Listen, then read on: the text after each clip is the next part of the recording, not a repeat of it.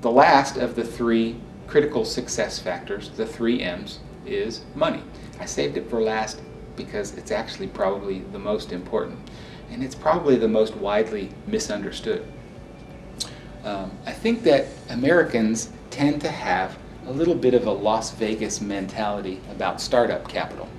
And when I say that, what I mean is that I think that there are some culturally acceptable lies that get told about startup capital for small business. It's just like Las Vegas. Have you ever known anybody who went to Las Vegas? Probably. What did they tell you when they came back? Probably one of three things. Oh, I won a little bit, won enough to pay for my trip, or I broke even. Well, we know they're lying when they say this, right? But we kind of let them say it. We know that Don Trump and Steve Wynn did not irrigate the desert and build fancy hotels to contribute to our children's college fund, but we let that slide. And I think that the same thing is true of small business startup capital. There are some culturally acceptable lies that people tell about things like grants and where the money really came from. So as it turns out, capital does not necessarily flow efficiently in the startup marketplace of ideas. And again, I think that part of this Las Vegas mentality that Americans have says that, you know what, I've got a great small business idea, and I'm good enough, I'm smart enough, and gosh darn it, people like me. And so somehow, some way, the money's going to be there. And frankly, it doesn't always work that way.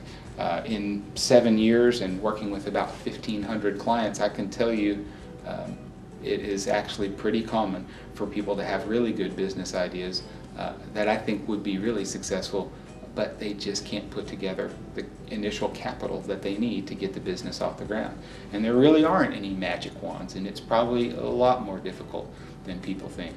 Of course, I have to qualify this a little bit by saying that, you know, with a small solopreneur, service provider startup, or a consultancy, something that doesn't take a lot of capital, you know, you can take this section, you can stop it right now, you don't have to worry about it.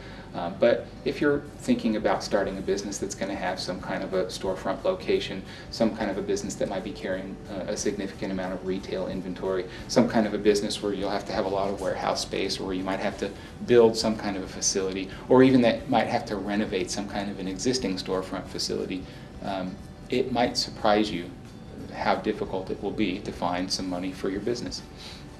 First of all, money for your small business is basically divided into two sources, and those two sources are equity and debt. Now, you know about debt, right? You are financing your business with debt when you borrow money and you agree to pay it back over some certain period of time at some certain interest rate. You're financing your business with equity when you are basically exchanging money for an ownership position in the business. Any money that you put towards the business is equity capital.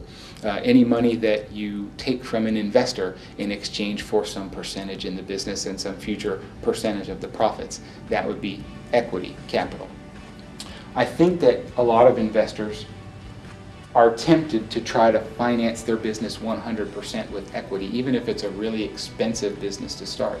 And they want to find a whole bunch of investors and finance it all that way. And then some investors believe that the best way to fund their business is exclusively through debt. They just want to borrow every single penny.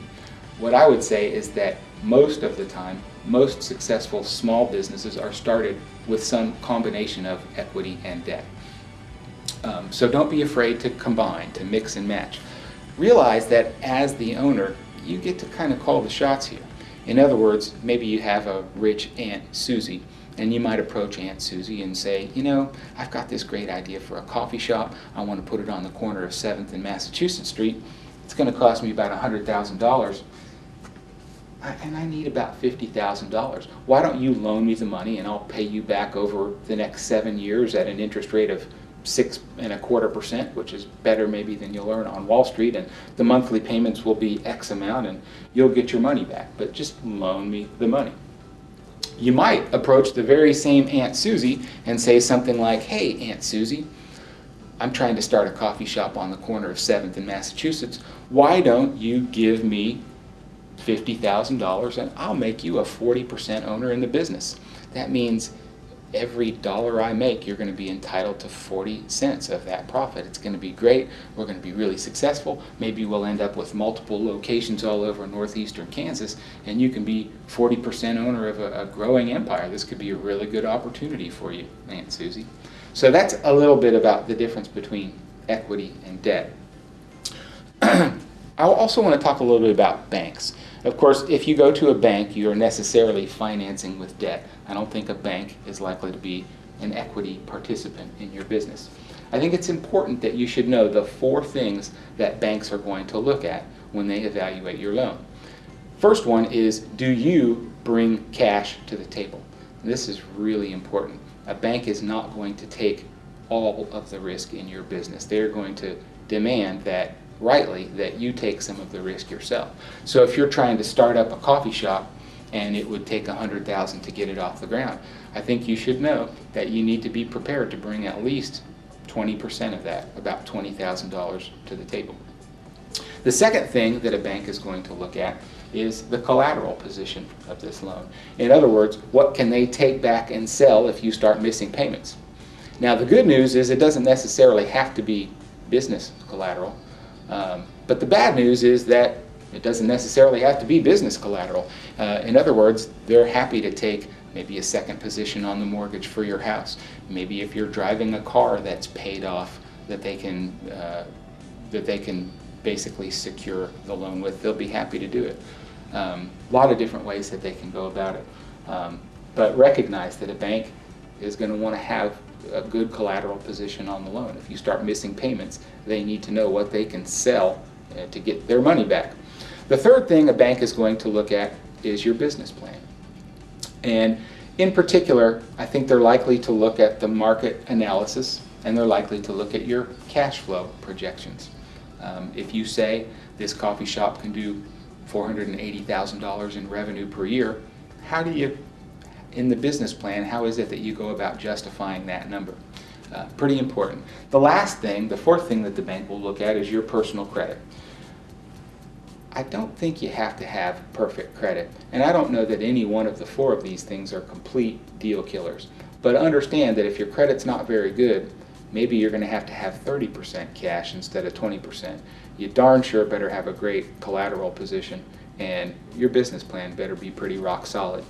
If you don't have 20% cash, but maybe you've got 15% cash, but you've got outstanding collateral, your credit is great, and your business plan is really good, you know what? You have a chance to get that loan as well. But I do think it's important that you understand these are the 4 things that are going to be evaluated, and be prepared for that. And it might be a little more difficult than you think.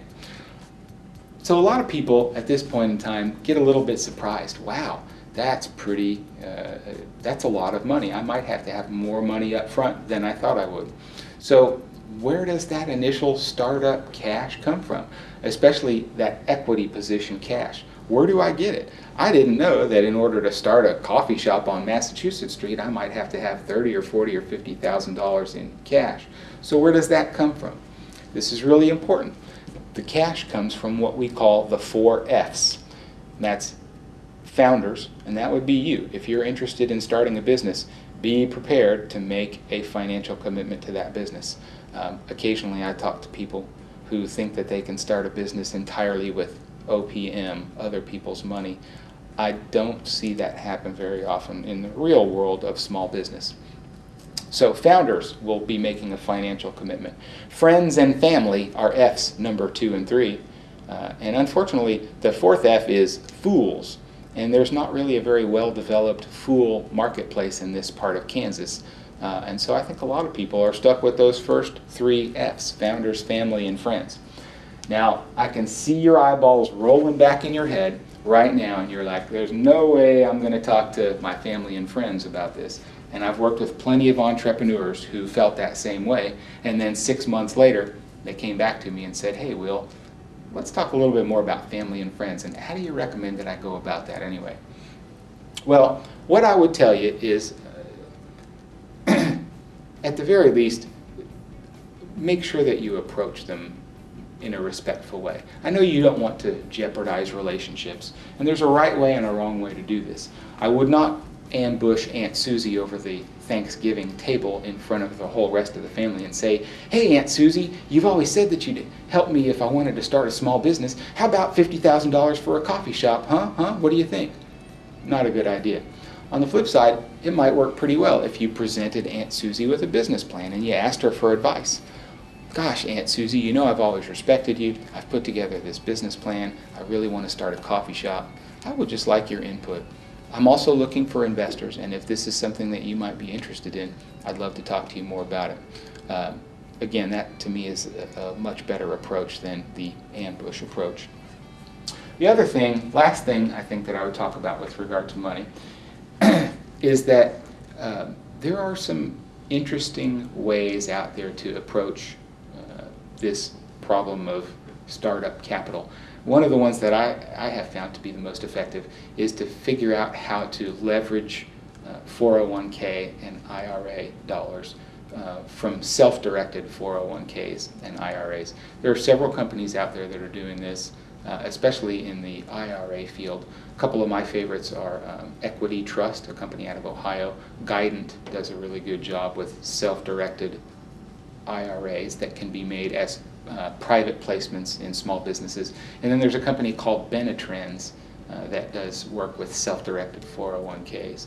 If there's one thing I think that can give you a little bit of a leg up, a little bit of a magic wand that not everybody has, it would be really digging into that. If you understand it and you can explain it to your friends and family, walk them through that process and give them some comfort with it, I think that's one of the most effective ways to get some startup capital for your business that not everybody knows about, not everybody writes about.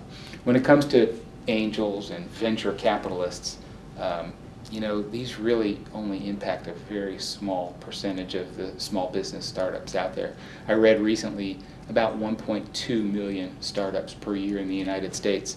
A whopping 1,200 of those startups received either venture capital or angel investment last year. So your odds are pretty slim.